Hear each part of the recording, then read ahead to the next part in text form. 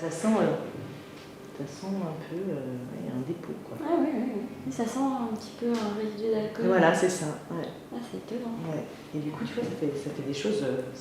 On dirait que c'est un tapis.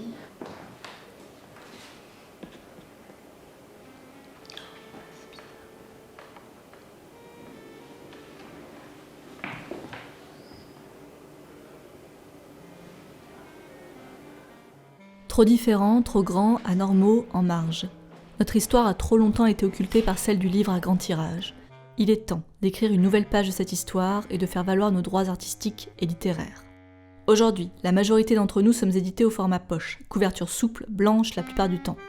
Les impératifs de vente veulent faire de nous des livres bien pensants, calibrés pour les têtes de gondole, bannissant la couleur, le multiculturalisme typographique ou encore la diversité des papiers. Nous pensons que la diversité et l'existence d'autres formats sont nécessaires à la société du livre. Nous, Front de libération du livre, demandons un traitement égalitaire et lançons cet appel de solidarité visant à la reconnaissance de notre identité propre dont la diversité des genres, des formes et des contenus fait la richesse. Ensemble, avec la médiathèque de Valence qui soutient notre combat, luttons contre ces clichés littéraires et l'antisémantique. Alors il y a plusieurs réactions possibles. En fait, généralement, ça intéresse toujours. Enfin, vraiment, ça suscite la curiosité parce qu'effectivement, le grand public, de manière générale, est plutôt dans le livre traditionnel et que là, c'est vrai qu'on a tout de suite, même s'il y a toujours la notion de texte et d'image, de quelque chose qui est un petit peu quand même entier ou qui se rapporte à la littérature, il y a toujours un lien au livre, voilà. Mais ça peut s'exprimer avec des matières différentes. Il y a des livres en bois, des livres en pierre, des livres en verre, des livres avec une couverture en métal. Et puis après, il y a même une façon de travailler le livre qui peut être en accordéon, qui peut être sur une base de cahier, qui peut être un dépliage, voilà. Donc c'est vrai qu'on est face à une œuvre qui sort un petit peu de l'ordinaire. Nous vivons une époque frileuse et conformiste. L'âge d'or des publications libres est derrière nous. Mais ce n'est pas une fatalité. Certains d'entre nous résistons. Contre le recours systémique à la table des matières, l'homogénéisation des marges et le devoir de quatrième de couverture, nous appelons à l'usage de toutes les formes et aspects du livre possibles. Métal, bois, carton, paquets de cigarettes. On a la réutilisation d'une boîte de cigarettes, mais voilà, il y a déjà quelque chose, c'est un bateau.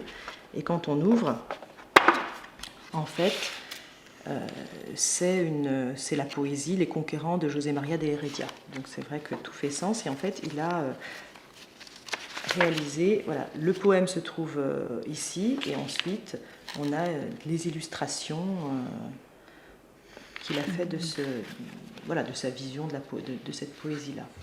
Nous maintenons aussi l'idée du droit de nous affranchir du texte.